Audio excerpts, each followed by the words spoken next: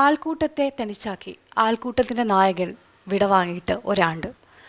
2023 July 18 ലോകത്താകമാനമുള്ള മലയാളികളെ സങ്കടക്കടലിലാഴ്ത്തിയ ദിനം.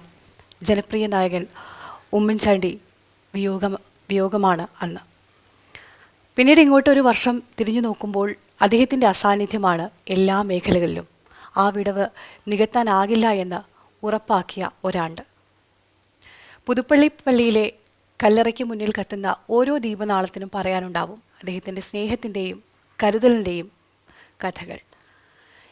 ഈ വേളയിൽ നമുക്കൊപ്പം അദ്ദേഹത്തിൻ്റെ ഓർമ്മകൾ പങ്കുവയ്ക്കാനായി കുടുംബം ചേരുന്നുണ്ട്.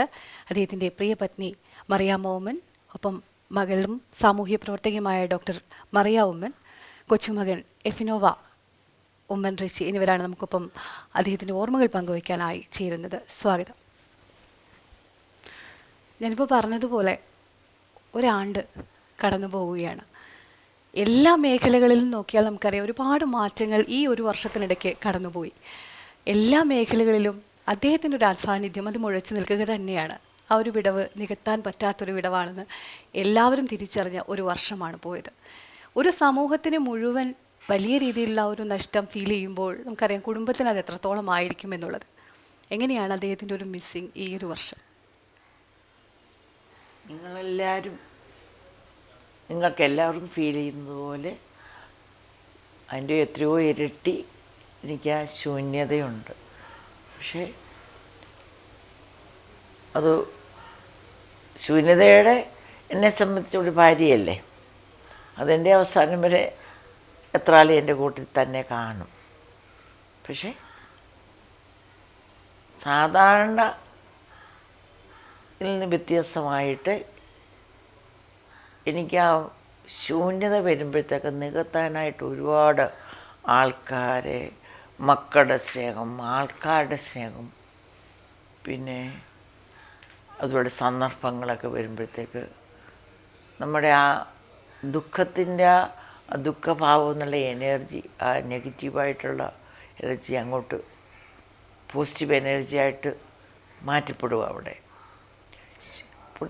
കുഞ്ഞിൻ്റെ അസാന്നിധ്യം എൻ്റെ ഉള്ളിലും മക്കളുടെ ഉള്ളിലും കുടുംബത്തിലും സമൂഹത്തിലും സാന്നിധ്യമായി മാറി. അതൊരു ഫലപ്രദമായ സാന്നിധ്യമായിട്ട് മാറി. ഇപ്പോൾ നോക്കിയാൽ ഞാനും കാണുന്ന ഈ ഒരു വർഷം അതിന് മുമ്പ് തന്നെ എല്ലായിടത്തും ഉമ്മൻചാണ്ടിയുടെ പേരിൽ ജീവകാരുണ്യ പ്രവർത്തനം ഒരുപാട് അത് അദ്ദേഹത്തിൻ്റെ ആത്മാവിനെ ആശ്വസിപ്പിക്കും. വലിയൊരു പോസിറ്റീവാണത്. അത് പോസിറ്റീവല്ലേ. അദ്ദേഹം വളരെ കഷ്ടതയോടെ, വളരെ ദുഃഖത്തോടാണ് മലയാളിയെ പേർ വിട്ടു പോയത്. എങ്കിലും ഒരു തിന്മയെ നന്മയാക്കിക്കൊണ്ട് അത് ഇപ്പോൾ ദൈവം മാറ്റിയിരിക്കുകയാണ്.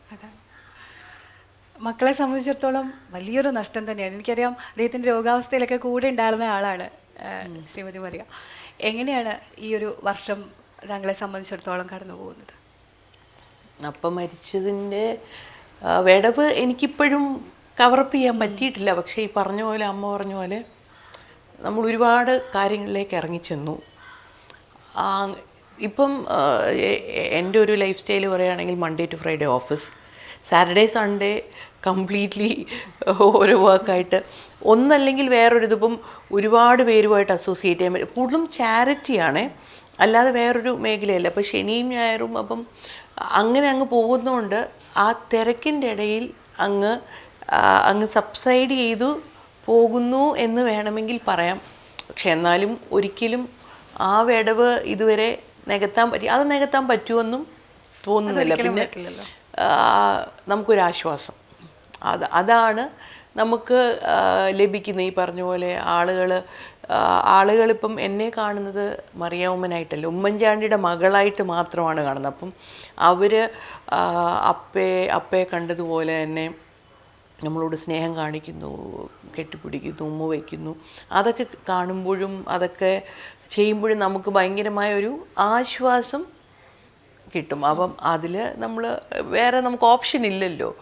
ഒരു പോസിറ്റീവായിട്ടുള്ളൊരു പോസിറ്റീവായിട്ട് അമ്മ പറഞ്ഞാൽ കേരളം മുഴുവൻ അതിപ്പം എല്ലാ എനിക്ക് തോന്നുന്നു ഓരോ ബ്ലോക്കുകളിലും ഓരോ പഞ്ചായത്തുകളിൽ വരെ ഇങ്ങനെ ചാരിറ്റി പ്രവർത്തനങ്ങളാണ് നടക്കുന്നത് അപ്പയുടെ പേരിൽ. അപ്പം ഇത്രയും അപ്പ മരിച്ചു കഴിഞ്ഞപ്പം അപ്പയെ കൊണ്ട് അപ്പം ഇത് ഓരോ ചാരിറ്റി പ്രവർത്തനങ്ങളും ആർക്കെങ്കിലുമൊക്കെ ബെനിഫിറ്റ് ആവുകയാണ്, ഓരോ ബെനിഫിഷ്യറീസ് ഉണ്ടാവുകയാണ് അത്രയും. അപ്പം അപ്പ ചെയ്തതിനേക്കാളേറെ ഇരട്ടിയിൽ അധികം ആളുകൾക്ക് സഹായം അപ്പ വഴി വേറെ ആളുകൾ കൊടുക്കുവാണ്.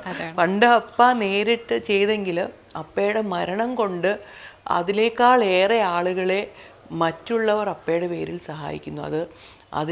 അത് കണ്ട് അപ്പ സന്തോഷിക്കും എന്നാണ് ഞാൻ. അതിൻ്റെ ഒരു ബ്ലെസ്സിങ്സ് എപ്പോഴും ഈ അപ്പ ചെയ്തതിൻ്റെ ആ ഒരു ബ്ലെസ്സിങ്സ് നമുക്ക് ആസ് എ ഫാമിലി എപ്പോഴും നമുക്കും ലഭിക്കുന്നുണ്ട്. അതെ. സുനഭ, നമുക്കറിയാം മോൻ്റെ ഒരു വീഡിയോ ഒക്കെ വൈറലായിരുന്നു. അപ്പൂപ്പൻ്റെ കൂടെ എന്താ വിളിക്കുന്നത്, അപ്പൂപ്പൻ എന്നാണോ എന്താണ്, അപ്പ എന്നാണ് വിളിക്കുന്നത്. അപ്പോൾ ആ ഒരു വീഡിയോ ഒക്കെ ഒരുപാട് വൈറലായിരുന്നു. നമുക്ക് കാണാൻ കഴിഞ്ഞിട്ടുണ്ട് ഈ വിലാപയാത്രയുടെ സമയത്തൊക്കെയും ഇവയ്ക്കൂടെ ഫുൾ ടൈം ആ കൂടെ ഉണ്ടായിരുന്നു, ഉറങ്ങാതെ കൂടെ തന്നെ ഉണ്ടായിരുന്നു. എങ്ങനെയായിരുന്നു മോൻ, എങ്ങനെയാണ് മിസ് ചെയ്യുന്നത്? അല്ല, ഇപ്പോൾ വല്ലാണ്ട് ആ സമയത്തൊക്കെ വല്ലാണ്ട് വിഷമം ഉണ്ടായിരുന്നു.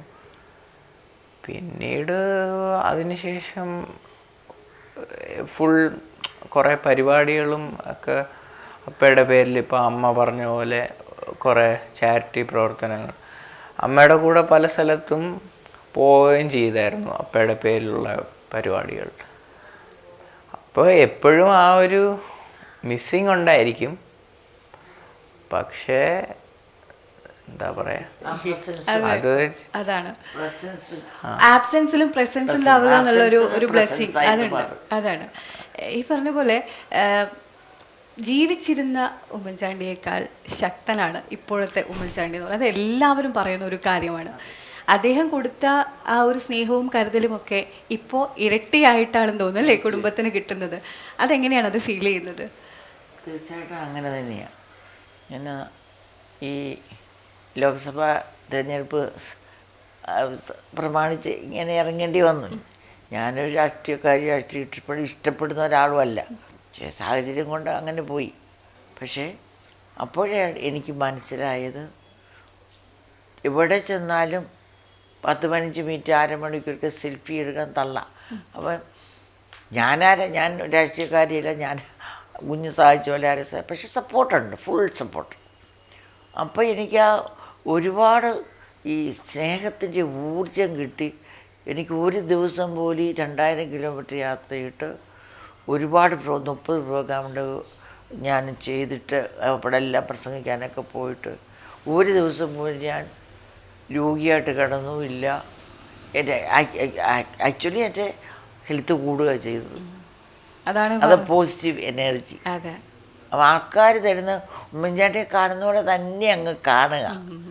അപ്പോൾ ഒരു വലിയൊരു എന്താ ഒരു സ്നേഹത്തിൻ്റെ മാത്രമല്ല, ഒരു വല്ലാത്തൊരു എക്സൈറ്റ്മെൻറ്റ് ഉണ്ടായിരുന്നു എന്ന് എനിക്ക് തോന്നുന്നു ആൾക്കാർക്കൊക്കെ. അതെ. പിന്നീട് എങ്ങനെയാണ് അല്ലേ കുടുംബം സർവൈവ് ചെയ്യുന്നത് എന്നുള്ളത് എല്ലാവർക്കും അറിയേണ്ട ഒരു കാര്യം തന്നെയായിരിക്കും. എനിക്ക് തോന്നുന്നു നിങ്ങളുടെ ഈ ഒരറ്റപ്പിൽ തന്നെ അത് കണ്ടുകൂടെ? പിന്നെ ഉമ്മൻചാണ്ടി ചെയ്യുന്ന പോലെ, ഉമ്മൻചാണ്ടി ഉള്ളപ്പോൾ ചെയ്യുന്ന പോലെ എല്ലാവരും എല്ലാം മറന്നിട്ടില്ല എന്നുള്ളതാണ്. അതെ, എപ്പോഴും ആൾക്കാരും തിരക്കും തന്നെയാണ് ഇപ്പോഴും എന്നുള്ളതാണ്. ഈ ആൾക്കൂട്ടം എന്ന് പറയുമ്പം എനിക്ക് തോന്നുന്നു മക്കളെ സംബന്ധിച്ചിടത്തോളം ജനിക്കുമ്പോൾ തന്നെ നമ്മൾ ഈ കുട്ടിക്കാലത്തെ ഇതൊക്കെ ശീലമാണ്. പക്ഷെ എന്നെ സംബന്ധിച്ചിടത്തോളം ഈ കല്യാണത്തിന് മുമ്പ് അത്തരത്തിലൊരു രാഷ്ട്രീയ പരിചയമോ ബന്ധങ്ങളോ ഒന്നുമില്ല. അതെ. അപ്പോൾ പക്ഷെ പിന്നീട് ഇങ്ങോട്ട് ആ തുടക്ക കാലഘട്ടത്തിലൊക്കെ അദ്ദേഹത്തിന്റെ ഒരു തിരക്കും കാര്യങ്ങളൊക്കെ ചിലപ്പോൾ ആക്സെപ്റ്റ് ചെയ്യാൻ പറ്റിയെന്ന് വരില്ലായിരിക്കും. പിന്നീട് അത് ശീലമായെങ്കിൽ കൂടി അതെങ്ങനെയായിരുന്നു ആദ്യകാലത്തെ ഒരു അനുഭവങ്ങളൊക്കെ? ആദ്യകാലത്ത് ഞാൻ എപ്പോഴും കുഞ്ഞൻ രാജിവെക്ക് മന്ത്രിയായിരുന്നു. ഇപ്പോൾ കല്യാണം കഴിച്ചപ്പോൾ ഒട്ടും സംസാരിക്കാത്ത ആൾ പൊതുവെ. ഒരുപാട് പ്രോഗ്രാംസും ഒരുപാട് മീറ്റിങ്സും പ്രോഗ്രാംസും ആൾക്കാരായിട്ടപ്പോൾ ഞാൻ അപ്പുറം ഇപ്പുറമൊക്കെ മന്ത്രി വന്ന് നോക്കുമ്പോൾ അവരൊക്കെ ശരിയും ഞായർക്കെല്ലാം സുഖമായിട്ട് എന്നെ കണ്ടുകുത്തി. ഞാൻ ചെറുപ്പമല്ലേ, അവരൊക്കെ നല്ലതായിട്ട് അവരുടെ ഫാമിലി എൻജോയ് ചെയ്യുന്ന ഞാൻ കാണുമ്പോൾ ഞങ്ങൾ മാത്രമേ അപ്പോൾ എനിക്ക് ഒത്തിരി ദുഃഖമായിരുന്നു. പുറത്തു പോവുകയും അങ്ങനെ കാര്യങ്ങളൊന്നും. പിന്നെ എനിക്ക് അപ്പോൾ എനിക്ക് ആദ്യം വലിയൊരു സങ്കടം, എൻ്റെ കസിൻസൊക്കെ അവരൊക്കെ ഓഫീഷ്യൽസാണ്, വല്ല പാൻറ്റ് ഷർട്ടൊക്കെ കുട്ടപ്പന്മാരായിട്ട് നടക്കുമ്പോൾ ഓ ഒരു വെള്ള കഥ കൊണ്ട്, പക്ഷെ അതെനിക്കൊരു വലിയ സങ്കടം. പക്ഷെ ഇപ്പം പിന്നെ എനിക്ക് കഥമുണ്ടും കഥച്ചിട്ടും കാണുമ്പോൾ അതൊരു വികാരമായിട്ട് മാറും. അത് നൊസ്റ്റാൾജിയ ഫീൽ ചെയ്യും. ശരിയാണ്. എങ്ങനെയാണ് ചെറുപ്പകാലങ്ങളിൽ ഈ പറഞ്ഞ പോലെ അപ്പയുടെ തിരക്കുകൾ ശീലമായ ആൾക്കാരാണ് എങ്കിൽ കൂടി ആളുകളൊക്കെ വരുമ്പോഴൊക്കെ അതൊക്കെ ഒരു ബുദ്ധിമുട്ടായിട്ടൊന്നും ഫീൽ ചെയ്തിട്ടുണ്ടാവില്ല, കാരണം അദ്ദേഹത്തിൻ്റെ മക്കളാണ്. എങ്ങനെയായിരുന്നു അത് നമ്മുടെ ഒരു ഈ പറഞ്ഞ പോലെ നമ്മൾ ചെറുപ്പത്തിൽ നമ്മൾ കാണുമ്പോഴേ അങ്ങനെയാണല്ലോ കാണുന്നത്. അതിപ്പോൾ നമ്മുടെ ഒരു ജീവിതത്തിൻ്റെ ഭാഗമാണ്. അപ്പം ഇതല്ലാതെ ഒരു ലൈഫ് നമുക്കില്ല. ഇപ്പം നമ്മൾ ജനിച്ചപ്പോൾ തൊട്ട് അങ്ങനെ കാണുമ്പം ഇതിൽ നമുക്കൊരു അഡ്ജസ്റ്റ്മെൻറ്റിൻ്റെ ആവശ്യം വരുന്നില്ല. അങ്ങനെ കണ്ടങ്ങ് വരുന്നതുകൊണ്ട് അതൊരു പ്രശ്നമായി തോന്നിയിട്ടില്ല. പക്ഷേ എനിക്കിപ്പോൾ തോന്നുന്നത് അന്ന് അങ്ങനെ ഈ എഫി ഇപ്പോൾ പറഞ്ഞു എഫീനെ ചിലയിടത്തൊക്കെ കൊണ്ടുപോകുന്നു.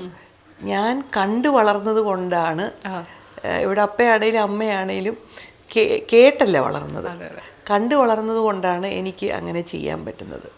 അപ്പം ഇന്ന് എനിക്ക് തോന്നുന്നത് പിന്നെ പള്ളി ഒരു മേജർ ഫാക്ടറാണ്. പള്ളിയിലും അങ്ങനത്തെ പല ആക്ടിവിറ്റീസിലും പോയിട്ടുണ്ട്. പക്ഷേ ചെറുപ്പത്തിൽ ഈ കണ്ടു വളർന്നത് കൊണ്ടാണ് ഇന്ന് നമുക്കും അതങ്ങനെ കണ്ടിന്യൂ ചെയ്യാൻ പറ്റുന്നത്. അതാണ് ശ്രീമതി മറിയെ സംബന്ധിച്ചിടത്തോളം ഒരു സാമൂഹ്യ പ്രവർത്തക കൂടിയാണ്. അച്ഛൻ അങ്ങനെയായിരുന്നു. അപ്പോൾ അച്ഛൻ എത്രത്തോളം അത്ഭുതമായിരുന്നു എന്നുള്ളതാണ്. അല്ല, അത് സത്യം പറഞ്ഞാൽ അന്ന് അപ്പ ജീവിച്ചിരിക്കുമ്പം അതങ്ങനെ അറിഞ്ഞിരുന്നില്ല. പക്ഷേ അപ്പം മരിച്ചു കഴിഞ്ഞ് ഈ പറഞ്ഞ പോലെ ആ ശൂന്യത കവറപ്പ് ചെയ്യാൻ പറ്റിയില്ല. ആളുകൾ അത് വന്ന് ഫില്ല് ചെയ്ത് ആ സ്നേഹം ഇങ്ങനെ വന്നപ്പോൾ ഗ്രാജുവൽ പ്രോസസ്സായിരുന്നു. ആ ഗ്രാജുവൽ പ്രോസസ്സിൽ പിന്നെ അവർ പല ആവശ്യങ്ങൾ പറഞ്ഞു തുടങ്ങി. നമ്മളെ കൊണ്ട് പലയിടത്ത് ചെല്ലണം, അല്ലെങ്കിൽ എവിടെയെങ്കിലും അവർക്കിപ്പം ജസ്റ്റ് ഒന്ന് വന്നാൽ മതി എന്നൊക്കെ പറയുന്ന അവസരങ്ങളൊക്കെ ഉണ്ട്. അതൊക്കെ ഒബ്ലൈജ് ചെയ്ത്, ഇതൊക്കെ അപ്പ ചെയ്തിരുന്ന കാര്യം ചെറിയ ചെറിയ കാര്യങ്ങളാണ്, പക്ഷേ അതായിരുന്നു അവരെ സന്തോഷിപ്പിച്ചുകൊണ്ടിരുന്നത്. അങ്ങനത്തത് ചെയ്ത് വന്നപ്പോൾ അതിൽ പിന്നെ അതൊരു ആശ്വാസവും സന്തോഷവും ഒക്കെയായി മാറിയത്. അതിൻ്റെ അതിനെ നമുക്ക് എൻജോയ് ചെയ്യാൻ പറ്റുന്നത് എനിക്ക് തോന്നുന്നത് ചെറുപ്പത്തിലെ നമ്മളിത് കണ്ടു വളർന്നത് കൊണ്ടാണ്. അതാണ് ഇപ്പം ഞാൻ എഫിയിൽ ട്രൈ ചെയ്യുന്നത്. എന്താണ് താല്പര്യം? ഇപ്പൊ ഈ പറഞ്ഞ ടെന്നീസാണ് താല്പര്യം. പക്ഷെ ഇപ്പം ചില സ്ഥലത്തൊക്കെ പോകുമ്പം ഞാൻ പറ്റുമ്പോൾ കൂട്ടിക്കൊണ്ടു പോകാൻ ശ്രമിക്കാറുണ്ട്. കണ്ടു വളരുക, കണ്ടു വളരുന്നതിൻ്റെ ഒരു ഇമ്പാക്റ്റ് ഡിഫറെൻ്റ് ആണ്. അത് ഞാനിപ്പോൾ എക്സ്പീരിയൻസ് ചെയ്യുന്നത് കൊണ്ട് ഞാനത് മകനിൽ ചെയ്യാൻ ശ്രമിക്കുന്നു. എഫി എങ്ങനെയാണ്? മുത്തശ്ശൻ ഇതാണ്, അപ്പ ഇതാണ് എന്താ ഫുൾ ടൈം സാമൂഹ്യ സേവനമായിട്ടാണ്. ഇപ്പോൾ ഇത് അമ്മാവനും ആ വഴിയെ തന്നെ പോകുന്നു. എഫിക്ക് ടെന്നീസിലാണ് താല്പര്യം. എങ്കിൽ കൂടി അമ്മയുടെ കൂടെ ഈ പരിപാടികൾക്കൊക്കെ പോകുമ്പോൾ താല്പര്യം തോന്നുന്നുണ്ടോ ഈ ഒരു രംഗത്ത്? ഈ ശരിക്കും പറഞ്ഞാൽ ചെറുപ്പത്തിലിപ്പോൾ കുഞ്ഞായിരുന്നപ്പോൾ എനിക്ക് ഈ പൊളിറ്റിക്സിനോട് തീരെ ഇഷ്ടമല്ലായിരുന്നു. പിന്നീട് കുറച്ചുകൂടെ അറിവായി വന്നതിന് ശേഷം പൊളിറ്റിക്സിനെ കുറിച്ച് എന്താ പൊളിറ്റിക്സ് എന്ന് കുറച്ചുകൂടെ അറിവായതിനു ശേഷം പിന്നീട് ആ ഒരു എന്താ പറയുക, അങ്ങനെ ഇഷ്ടമല്ല എന്നുള്ള ഒരു ഇഷ്ടമല്ല എന്നുള്ള ഒരു ഇത് ഇപ്പോൾ നിന്നു. അപ്പോൾ അങ്ങനെ പക്ഷെ എന്നാലും എനിക്ക് ടെന്നീസിനോടാണ് ഇൻട്രസ്റ്റ്. അങ്ങനെ പൊളിറ്റിക്സിനോട് വലിയ ഇതില്ല. സാമൂഹ്യ സേവനം എന്നുള്ളത് പക്ഷെ കുറച്ച് കഴിയുമ്പോൾ മാറിക്കോളും. കാരണം ഇപ്പോൾ എഫിക്ക് ഇപ്പം ഞാൻ മനസ്സിലാക്കുന്നത് എഫി ഭയങ്കര ഇത് കാര്യം ശരിയാണ്. അമ്മ ഒരാളിപ്പം ചാരിറ്റിക്ക് താല്പര്യം ഉള്ള ഒരു വ്യക്തിയാണ്. പിന്നെ നമ്മൾ എന്തെങ്കിലും റൈറ്റ് ഓർ റോങ് അത് അമ്മ പറയും അമ്മയുടെയാണ്, എഫി പറയും അമ്മ അത് ശരിയല്ല, ദാറ്റ് ഇസ് നോട്ട് കറക്റ്റ്. അങ്ങനെയൊക്കെ ആ ഒരു വാല്യൂ ഉണ്ട്. ഇപ്പം കഴിഞ്ഞ ദിവസം തന്നെ എൻ്റെ അടുത്ത് പറഞ്ഞു, അമ്മ ഞാൻ വീട്ടിലില്ലാത്ത സമയത്ത് അമ്മ ഒരു ലേഡി വന്നു, എന്തോ മകനെ പഠിപ്പിക്കാനാണോ ആശുപത്രിയാണോ, അപ്പം ഏതോ ഒരു കേസ് വന്നു. അപ്പം ഞാൻ 200 റുപ്പീസ് കൊടുത്തേന്ന് പറഞ്ഞു. അപ്പം അങ്ങനെയൊക്കെ അത് അവർ എന്തോ അവരുടെ ആ ലേഡി എന്തോ ചരിത്രം പറഞ്ഞു. അപ്പോൾ കുഞ്ഞു തുടക്കമാണത്.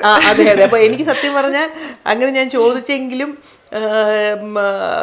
എഫി അത് ചെയ്തപ്പോൾ എനിക്ക് സന്തോഷം തോന്നി. ബിക്കോസ് അത് ഒരാൾ വന്ന് ആ സങ്കടം പറഞ്ഞപ്പം അത് കൊടുക്കാൻ തോന്നിയല്ലോ എന്നുള്ള ചെറുപ്പത്തിലെ അത് ആളെ പറഞ്ഞു വിട്ടില്ല, ഒരു ലേഡിയാ വന്ന് പറഞ്ഞു വിട്ടില്ല, പകരം അവരെ സഹായിച്ചു എന്നുള്ളതിൽ ഞാൻ സത്യം പറഞ്ഞ അഭിമാനിക്കുന്നു. അതെ, അത് ഈ അപ്പയെ സംബന്ധിച്ചിടത്തോളം ഞാൻ കേട്ടിട്ടുണ്ട്, ജനിക്ക് അതായത് 17ാമത്തെ വയസ്സിൽ സഹപാഠിക്ക് എന്തോ മോതിരം ഊരിക്കൊടുത്ത് അല്ലേ, അങ്ങനെ ഒരു കഥ ഉണ്ടായിരുന്നു തോന്നുന്നു, പറഞ്ഞിട്ടുണ്ടോ അത്? മോതിരം ആർക്കാണ്ട് പഠിക്കാനോ ഫീസ് കണ്ടില്ല, ഏകദേശം ഈ പ്രായമാണ്, ഈ പ്രായത്തിൽ കണ്ടു. പിന്നെ മാലയുണ്ടായിരുന്നു, മാലയെ വാച്ചൊക്കെ കൊണ്ടു പഠിക്കാൻ ഫീസ് കൊടുക്കാൻ വീട്ടിൽ പറയത്തില്ല. ഇപ്പം നോക്കും പിന്നെ വീട്ടുകാർ അതെ മാലയും വാച്ചൊക്കെ കൊടുത്തിട്ടുണ്ടെന്ന് എനിക്ക് തോന്നുന്നത്. അവിടെ മുതൽ തുടങ്ങിയ സാമൂഹ്യ സേവനമാണ് ബാലജനസംഖ്യം. 9-10 വയസ്സൊക്കെ ആയപ്പോൾ തുടങ്ങിയതാ. ഓ, അവിടെ നേരത്തെ തുടങ്ങി. മനോരമക്കാരുടെ ബാലജനസംഖ്യം അതിനകത്ത് പ്രസിഡന്റൊക്കെയാണ്. ശരി.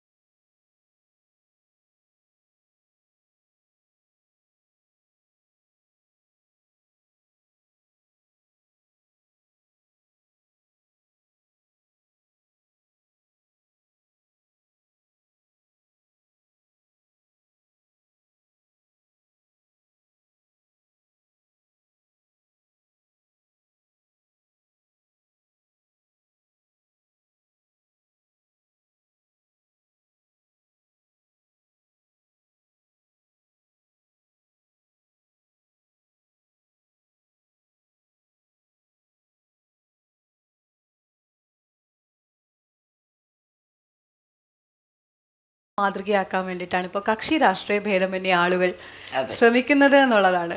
പക്ഷെ അദ്ദേഹത്തിന് ഒരു മാതൃക ഉണ്ടായിരുന്നു, എങ്ങനെയാണ് അതെന്തെങ്കിലും പറഞ്ഞു? അദ്ദേഹത്തിന് ഉമ്മൻചാണ്ടിക്ക് ഒരു മാതൃക ഉണ്ടായിരുന്നു, എനിക്കത് തോന്നുന്നില്ല. പിന്നെ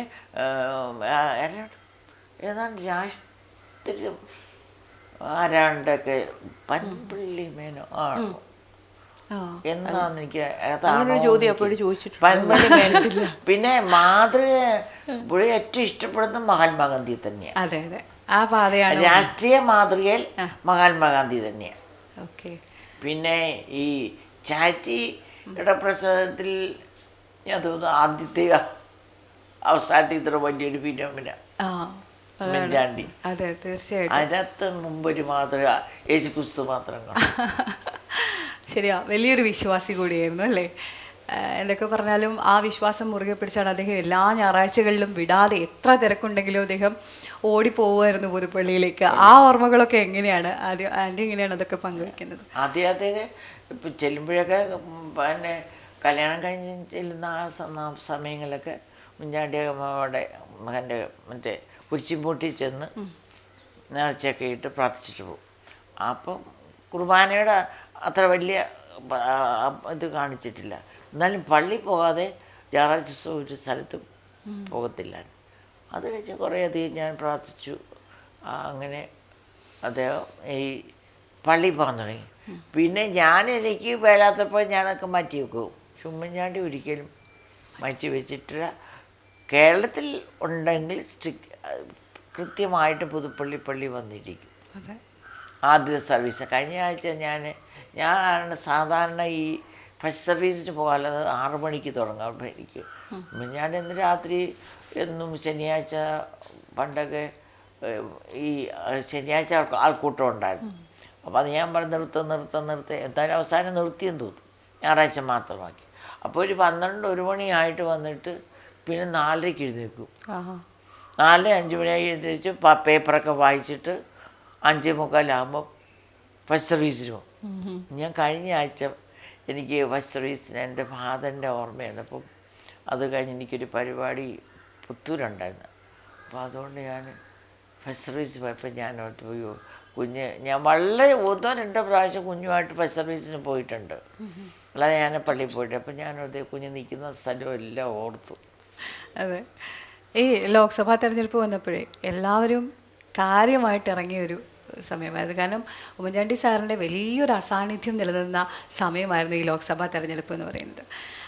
എങ്ങനെയായിരുന്നു അങ്ങനെ ഒരു തീരുമാനം എടുത്തത്, എല്ലാവരും കൂടെ ഒരുമിച്ച് ഈ ഒരു പ്രചാരണ രംഗത്തേക്ക് ഇറങ്ങാന്നൊക്കെ ഉള്ളത്? അതൊരു ഫാമിലി ആയിട്ട് എടുത്ത തീരുമാനമാണ്. പിന്നെ എസ്പെഷ്യലി ആ രാഷ്ട്രീയ സാഹചര്യത്തിൽ കോൺഗ്രസിൻ്റെ മുന്നേറ്റം വളരെ അത്യാവശ്യമായിരുന്നു എന്നറിയാമല്ലോ. അപ്പം അതും കൂടെ കൊണ്ട് പിന്നെ അപ്പയുടെ ഒരു അസാന്നിധ്യം നമുക്കൊരിക്കലും അത് നികത്താൻ പറ്റത്തില്ല.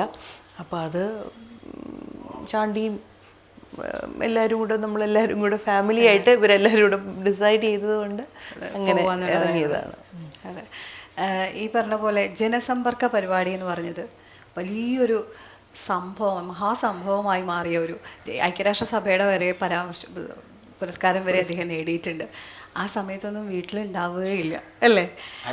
ആകെ അല്ലാത്തപ്പോഴും ഉണ്ടാവില്ല, പക്ഷെ ആ സമയം കുറെ കൂടെ ക്രൂഷ്യലായിരുന്നു. അദ്ദേഹം എടുത്തൊരു തീരുമാനം, അതിനെക്കുറിച്ചൊക്കെ വീട്ടിൽ കുടുംബമായിട്ടൊക്കെ സംസാരിക്കുമായിരുന്നോ? അതെ, ഇറങ്ങി ചെല്ലുകയായിരുന്നു ജനങ്ങളുടെ ജീവിതത്തിലേക്ക്, ഒരു ഒബ്സർവേഷൻ. അതായത് ഉമ്മൻചാണ്ടിയുടെ തന്നെ മനസ്സിൽ വന്നൊരു പ്ലാനാണ്. അല്ല, ഞാൻ അതിന് മുമ്പും പിൻപും ജനസമ്പർക്കം ഇങ്ങനെ അങ്ങനെയൊന്നും കേട്ടിട്ടുമില്ല, അതിനുശേഷവും കണ്ടിട്ടുമില്ല. ഭരണാധികാരികൾ നേരിട്ട് ഇറങ്ങി ജനങ്ങളിലേക്ക് എത്ര കോടി രൂപ 14 ജില്ലകളിലും കൊടുത്തു. എന്നിട്ട് എത്രയോ ലക്ഷം ആൾക്കാരെ കണ്ട് അപ്പം തന്നെ രൂപ കൊടുക്കല്ലേ. അതാണ്, അതൊരു പ്രഹസനമായി പിന്നീട് മാറ്റിവെക്കുക എന്നുള്ളതല്ല, അപ്പൊ തന്നെയായിരുന്നു തന്നെ കൊടുക്കുക. അതിനപ്പം അതിനകത്ത് എന്ന് വെച്ചാൽ ഒരുപാട് ജനസമ്പത്തെ ഒരുപാട് കാര്യങ്ങൾ അദ്ദേഹം പഠിച്ചെന്ന് പറയാറുണ്ട്. പല നിയമങ്ങളും അതെല്ലാം ഉമ്മൻചാണ്ടി ഭയങ്കര ചങ്കറപ്പാണ്. ആ നിയമം കിടക്കുന്നു, ഈ നിയമങ്ങൾ, പക്ഷെ അതനുസരിച്ച് നിയമത്തെ വളയ്ക്കും, അല്ലെങ്കിൽ അതിന് വരുമ്പോഴേ നേരിടും എന്നുള്ള ചങ്കുറപ്പ് ഭയങ്കരമായിരുന്നു.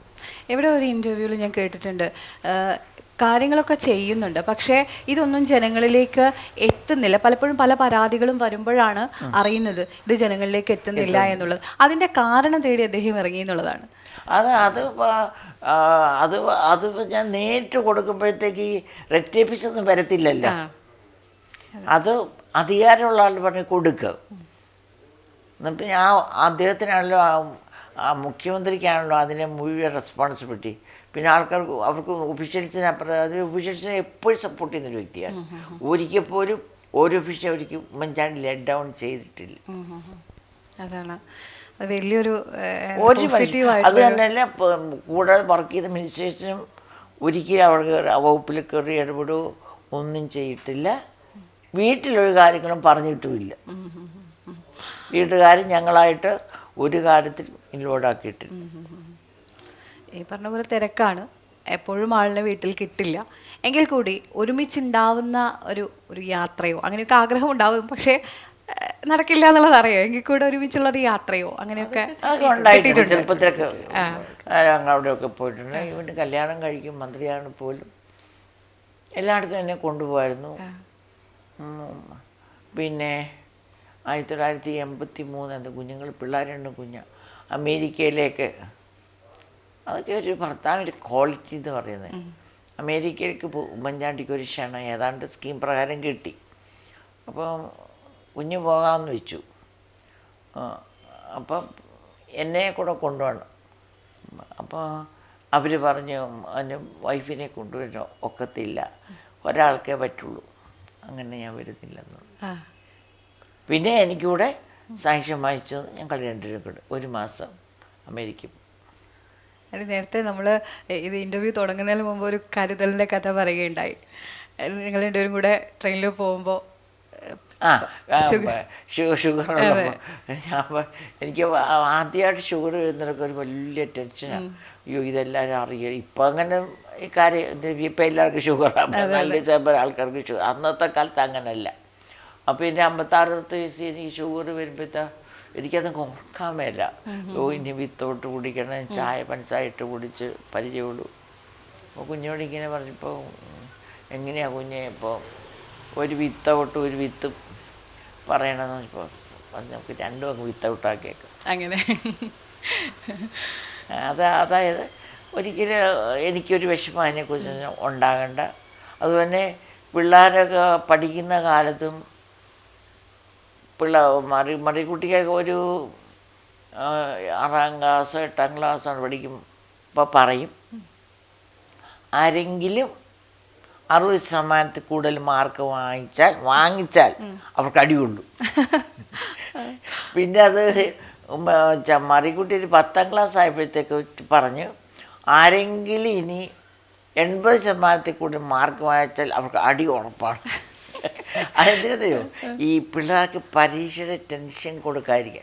അത് പഠിക്കാനൊന്നും പറഞ്ഞില്ല, അതെല്ലാം എൻ്റെ ഉത്തരവാദിത്തമായിരുന്നു. അത് പറയും, പിള്ളേരുടെ ഉപദേശം അച്ചടക്കം ഒന്നുമില്ല, അതൊക്കെ വേണം. തീരെ സഹിക്കാതെ എന്നോട് രഹസ്യമായിട്ട് പറയും, ഞാൻ പറഞ്ഞു കുഞ്ഞ് പറഞ്ഞ് മനസ്സിലാകാൻ ഇഷ്ടമില്ല പിള്ളേരുടെ.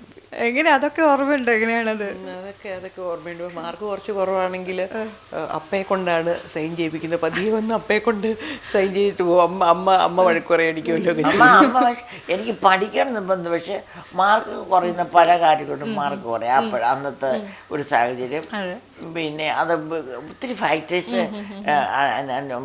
കണക്റ്റഡാണ് ഈ മാർക്ക്. പക്ഷെ എനിക്ക് പിള്ളേർ പഠിക്കണമെന്നുള്ള കാര്യം നിർബന്ധമാണ്. മാർക്ക് കുറഞ്ഞിട്ട് അവരെ ഒരിക്കലും മാർക്ക് കുറഞ്ഞതിൻ്റെ പേരിൽ അടിച്ചിട്ടില്ല. വഴക്ക എന്താ മാർക്ക് കുറഞ്ഞത് ചോദിക്കുമായിരുന്നു. തല്ലുമ്പോ പലപ്പോഴും അപ്പയുടെ പുറകെ പോയിട്ട് അപ്പയുടെ പുറകെ പോയിട്ട് അപ്പയ്ക്ക് തല്ല് കിട്ടും. ഭാവയെ തല്ലല്ലേ അപ്പയ്ക്ക്. അത് പഠിത്തത്തിന്റെ കാര്യമല്ലേ, വേറെ കാര്യം. വേറെ അങ്ങനെ വലിയ അടിയൊന്നും അങ്ങനൊന്നും ഇല്ല. എനിക്ക് ഞാൻ പിന്നെ കരയും. അമ്മയ്ക്കത് അത് അപ്പയ്ക്ക് അങ്ങനെ തന്നെ കൊണ്ട്. പിന്നെ അപ്പോൾ ഭയങ്കര ഈ പറഞ്ഞ പോലെ ഭയങ്കര കരുതല. ഇപ്പം പറഞ്ഞില്ലേ ഷുഗർ വന്നപ്പോൾ ഞാനും കൂടെ വിത്തൗട്ട് കഴിക്കാന്ന് പറഞ്ഞ പോലെ എല്ലാ കാര്യത്തിനും ഭയങ്കര കരുതല. അതപ്പം ജനങ്ങൾക്ക് ഇത്രയും കൊടുത്തെങ്കിൽ ഫാമിലിക്ക് എന്താ ഈ ടൈം ഒന്നും സ്പെൻഡ് ചെയ്യാൻ പറ്റത്തില്ല. പക്ഷെ എല്ലാത്തിലും ഈ അസാന്നിധ്യത്തിലെ സാന്നിധ്യം എന്ന് പറഞ്ഞതുപോലെ എല്ലായിടത്തും ഓംനി പ്രസന്റ്, അങ്ങനെ പ്രസന്റ് ആയിരിക്കും. അതാണ് നമ്മുടെ കാര്യങ്ങളെല്ലാം സെറ്റായിരിക്കും. അതായിരിക്കാം വാക്ക്. ഇപ്പോൾ ഒരിടത്ത് പോയാൽ അവിടുത്തെ എല്ലാ കാര്യങ്ങളും അറേഞ്ച് ചെയ്തിരിക്കും. പോകുന്നത് വരുന്നത്. ഇപ്പം ഞാനൊരു ദിവസം ഒരുപാട് അപ്പം മരിക്കുന്നതിനൊരു മൂന്നാലല്ല മരിക്കുന്നതിന് 1 വർഷം അധികം സംസാരിക്കാൻ ബുദ്ധിമുട്ടുണ്ടാകുന്നത് വരെ ഞാൻ വീട്ടിൽ നിന്ന് ഇറങ്ങിയാൽ, വീട്ടിലല്ല താമസം, ഒരു രാത്രി ഇവിടെ അല്ല താമസിക്കുന്നതെങ്കിൽ രാത്രി ഞാൻ എവിടെ താമസിക്കുന്നു അവിടെ ചെന്ന് ഞാൻ അവിടെ കയറി എന്ന് എൻഷുർ ചെയ്യുന്നവരെ അപ്പോൾ ഒരു 3-4 പ്രാവശ്യം അപ്പോൾ വിളിക്കും. അപ്പം ഞാൻ അപ്പയോട് എൻ്റെ അപ്പ എനിക്ക് ഇത്രയും പ്രായമായില്ല, ഇനി എന്തിനാ അപ്പം ഇങ്ങനെ വിളിക്കുന്നത്. ഇന്ന് പക്ഷേ ഞാനത് മിസ് ചെയ്യുന്നുണ്ട് സത്യമായിട്ടും. പക്ഷേ ഇപ്പം അങ്ങനെ വിളിക്കാൻ ആളില്ല. അന്നതിന് ഈ പറഞ്ഞ പോലെ അപ്പം മരിച്ചതിന് ശേഷമാണ് അപ്പയുടെ ഇത് മനസ്സിലാക്കിയെന്ന് പറഞ്ഞ പോലെ അന്നത് നമുക്ക് ചിലപ്പോൾ ഒരു ബുദ്ധിമുട്ടായിട്ട് തോന്നി. ഇന്ന് പക്ഷേ ആ ബുദ്ധിമുട്ട് അനുഭവിക്കാനായിട്ട് ഒരവസരം വരുന്നില്ല. അതെ, അത് വേണമെന്നാണ് ആഗ്രഹിച്ചില്ല. അന്നത് മനസ്സിലായില്ല എന്നുള്ളതാണ് സത്യം. ഇപ്പൊ ഈ സ്കൂളിലൊക്കെ പോകുമ്പോഴേ എങ്ങനെയാണ് ഒരു താരപരിവേഷമോ അങ്ങനെയൊക്കെ? അങ്ങനെയൊന്നും ഇല്ലായിരുന്നു. നമുക്ക് ഒരു വളരെ നോർമൽ ലൈഫായിരുന്നു. വളരെ നോർമൽ ലൈഫായിരുന്നു. പിന്നെ ഇത്രയും വർഷം ബാക്കിലാണല്ലോ. നമ്മൾ സ്കൂളിൽ പോകുന്നു, 3 പേര് സ്കൂളിൽ പോകുന്നു വരുന്നു, ഒരു വളരെ നോർമൽ ലൈഫായിരുന്നു. പിന്നെ അപ്പ എൻ്റെ LKG ചീഫ് ഗസ്റ്റായിട്ട് വന്നു നമ്മൾ പറയുന്നത് എനിക്ക് ഓർമ്മയില്ല. എൻ്റെ ഡാൻസ് കണ്ടു. പിന്നെ എൻ്റെ 10ാം ക്ലാസ്സിൽ അപ്പ ചീഫ് ഗസ്റ്റായിട്ട് വന്നു. ഞാൻ ബാൻഡ് ലീഡർ ആയതുകൊണ്ട് അപ്പേ ഞാൻ അപ്പേ സ്വീകരിച്ചത് ഞാനാണ്. അപ്പയുടെ നിന്ന് എനിക്ക് ബെസ്റ്റ് സ്റ്റുഡൻറ്റിൻ്റെ അവാർഡ് കിട്ടി. അപ്പം LKG-യിലും 10ലുമാണ് അപ്പോൾ പിന്നെ ഒരു ഇഷ്ടത്തിനും എതിര് നിൽക്കത്തില്ല. നമ്മുടെ ചോയ്സാണ്. അത് മക്കളെന്നല്ല, എല്ലാവരുടെയും കേസിൽ അങ്ങനെയാണ്. ആരുടെയും ഒരു അവകാശങ്ങളിലോ ആഗ്രഹങ്ങളിലോ കൈകടത്തത്തില്ല. അതന്നെ, അതൊരു ലീഡർഷിപ്പ് ക്വാളിറ്റി കൂടിയാണത്. കുടുംബനാഥൻ എന്നതിലുപരി ലീഡർഷിപ്പ് ക്വാളിറ്റി കൂടിയാണല്ലോ അത്. എഫിക്ക് എങ്ങനെയാണ് അനുഭവം? അദ്ദേഹം സ്കൂളിൽ അല്ലെങ്കിൽ എവിടെയെങ്കിലും കൊണ്ടുപോവുക അങ്ങനെയൊക്കെ ഉണ്ടായിരുന്നു എഫിനെ സംബന്ധിച്ചിടത്തോളം? എനിക്ക് പോയിട്ടില്ല. എല്ലാ സ്ഥലത്തും കൊണ്ടുപോയായിരുന്നു. പരേഡ് കാണാൻ, ഇൻഡിപെൻഡൻസ് ഡേ, അതെല്ലാം അതന്നെ മിക്കവാറും കൂടെ എനിക്ക് തോന്നുന്നു. ഒരു പ്രാവശ്യം എൻ്റെ സ്കൂളിൻ്റെ ഏതൊരു പരിപാടിക്ക് കോവിഡ് സമയമായിരുന്നു. അപ്പോൾ ഈ ഓൺലൈനായിട്ടൊരു വീഡിയോ എന്ന് പറഞ്ഞ ഒരു പരിപാടിക്ക് ഒരു സ്കൂൾ വീഡിയോ എന്തോ ചെയ്യുന്നുണ്ട്. അപ്പോൾ അപ്പയെ ചീഫ് ഗസ്റ്റായിട്ട് ക്ഷണിച്ചത്. അപ്പോൾ അതിൻ്റെ ഒരു വീഡിയോ എടുത്ത് കൊടുത്തതല്ലാണ്ട് എനിക്ക് സ്കൂളിൻ്റെ ചീഫ് ഗസ്റ്റായിട്ട് വന്നതായിട്ട് ഓർമ്മയില്ല. അമ്മി ഒരു പ്രാവശ്യം വന്നിട്ടുണ്ട്. ഓഹോ. തീരെ വർഷങ്ങൾക്ക് ഒത്തിരി വർഷങ്ങൾക്ക് മുമ്പല്ലേ ഗ്ലൂക്കോസ് വെച്ചല്ലേ ഗ്ലൂക്കോസ് വെച്ച. അപ്പോൾ പക്ഷേ മറ്റേ ടൂർണമെന്റിന് ട്രോഫി തരാൻ വന്നിട്ടുണ്ട് ചീഫ് ഗസ്റ്റ് ആയിട്ട്. ആണോ? തന്നിട്ടുണ്ടോ? വാങ്ങാൻ ഭാഗ്യമുണ്ടായിരിക്കും. അത് എനിക്കും അപ്പം സമ്മാനം തന്നിട്ടുണ്ട്. മുത്തിനും സ്റ്റേറ്റ് റാങ്കിങ് അതൊരു വലിയ ഭാഗ്യം. അതൊരു എനിക്ക് തോന്നുന്നു അത് എങ്ങനെയോ ഒരു ഭാഗ്യമായിട്ടാണ് എനിക്ക് തോന്നുന്നത്. പിന്നെ അപ്പൊ വയ്യാതായി, പിന്നെ അതങ്ങനെ നടന്നില്ല. എന്തോ ഇഫിക്കും അങ്ങനെ ഒരു ട്രോഫി സ്റ്റേറ്റ് റാങ്ക് പണ്ട് CM ആയിരുന്നപ്പോഴും കിട്ടി, കുഞ്ഞിലേയും കിട്ടിയിട്ടുണ്ട്. അതും ടെന്നീസ് തന്നെ. അപ്പൊ ചെറിയ പ്രായത്തിലെ ടെന്നീസുമായിട്ടാണ് അല്ലേ തുടങ്ങിയിട്ടുണ്ട്? ആണല്ലേ? ഓ, എന്തായാലും ആ ഒരു ഭാഗ്യം എഫിക്കും കിട്ടി എന്നുള്ളതാണ്. അപ്പൊ എല്ലായിടത്തും കൊണ്ടുപോകും. പോകുമ്പോ മോവാന്ന് പറഞ്ഞ് എഫി പഠിച്ച എല്ലായിടത്തും കൊണ്ടുപോകുമായിരുന്നു. ആ ഒരു വീഡിയോ തന്നെയാണ് ഭയങ്കര ക്യൂട്ടായിട്ടുള്ള ഒരു വീഡിയോ തന്നെയാണ്. ഇങ്ങനെ പാട്ടൊക്കെ ബാക്കിലോട്ട് നല്ലൊരു വീഡിയോ. അതെ അതെ, അതാ ഞാൻ പറഞ്ഞത്, അതാ ഞാൻ നേരത്തെ സൂചിപ്പിച്ചത്. അതറിയാതെ പിന്നെ കുഞ്ഞും മോനും അറിയാതെ അവര് എടുത്ത കുഞ്ഞ് ഇന്റർവ്യൂ എടുക്കാൻ വന്നപ്പോ ഇന്റർവ്യൂ ടൈമിൽ ഇങ്ങനെ അവരെടുത്തു. ഈ പറഞ്ഞ പോലെ വിമർശനങ്ങൾ അദ്ദേഹത്തെ സംബന്ധിച്ചിടത്തോളം അദ്ദേഹം പറഞ്ഞിട്ടുള്ളത് തന്നെ വിമർശനങ്ങൾ ഉണ്ടാവണം ഒരു രാഷ്ട്രീയ നേതാവിന്, എങ്കിൽ മാത്രമേ തെറ്റുകൾ ഇല്ലാതെ മുന്നോട്ട് തിരുത്താൻ പറ്റുള്ളൂ എന്നുള്ളതാണ്. ഒത്തിരി വിമർശനങ്ങൾ നേരിട്ടൊരു നേതാവാണ് അദ്ദേഹം. എത്രത്തോളം ജനപ്രിയനായിരുന്നു അത്രത്തോളം തന്നെ വിമർശനങ്ങൾ അദ്ദേഹത്തിന് രാഷ്ട്രീയ എതിരാളികൾ ഉണ്ടായിരുന്നു എന്നുള്ളതാണ്. പക്ഷേ കുടുംബത്തിൻ്റെ ഒരു സപ്പോർട്ട് അത് വലിയ രീതിയിൽ അദ്ദേഹത്തോടൊപ്പം ഉണ്ടായിരുന്നു എന്നുള്ളതാണ്. അന്നേരം ആ സമയത്തൊക്കെ എങ്ങനെയായിരുന്നു നിങ്ങൾ ഈ വിമർശനങ്ങളെയൊക്കെ നേരിട്ടത്? വിമർശനങ്ങളൊക്കെ എൻ്റെയും കാഴ്ചപ്പാട് അത് തന്നെയാണ്. വിമർശനത്തെ സ്വാഗതം ചെയ്യണം. പക്ഷേ ഒരു അസത്യമായ വിമർശനത്തെ നമ്മളെങ്ങനെ നേരിടണം, എൻ്റെ ഒരു കാഴ്ചപ്പാടിൽ അത് തന്നെയാണ് കുഞ്ഞിൻ്റെയും. അസത്യമായ വിമർശനമാണെങ്കിൽ ഈ ചെവിടെ കെട്ടി ഈ ചെവിടെ വിടണം. ഇത് കറക്റ്റ് ചെയ്യപ്പെട്ട സത്യസന്ധമായ വിമർശനം അതിലൊരു ഫാക്റ്റോ ഉണ്ടെന്ന് കണ്ടാൽ തീർച്ചയായിട്ടും നമ്മളതിനെ കറക്റ്റ് ചെയ്യണം.